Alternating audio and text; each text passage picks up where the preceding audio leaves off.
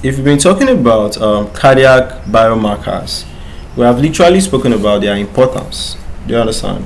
But I just want to just make a video, all right? Just have it in one place, okay, in case there's people who are looking for this. So clinical applications of cardiac biomarkers. Cardiac biomarkers are things that we said they will help us for us to be able to know if there's any problems with the heart. Do you understand? So literally that's their importance though. All right. So they help us to what? Rule out what? Myocardial infarction. Let me say somebody has a problem with the heart, and the problem that they have with the heart, the symptoms are looking like that of myocardial infarction. Do you understand? So if you can do a test for the cardiac biomarkers, this will now help you to know if this thing that the person actually have is actually myocardial infarction to be true. They also help us to confirm.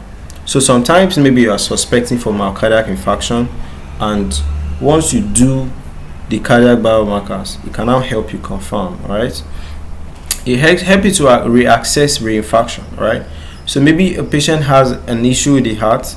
So as you are treating this patient, you are also measuring the cardiac biomarkers that initially helped you to diagnose. They were elevated, that's why you diagnosed. So as you are treating the person, you want to see that, okay, their levels are going down.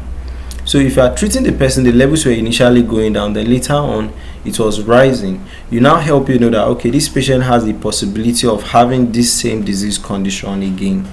Do you understand? Prognosis and risk stratification. So it will help you to know the probability of a patient recovering from that disease. All right.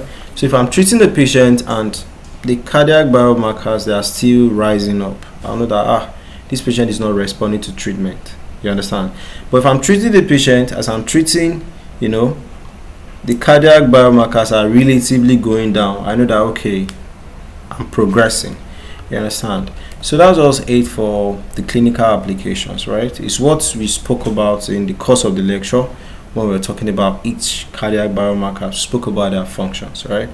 But it's good that we have a summary like this so that you guys could get to understand it.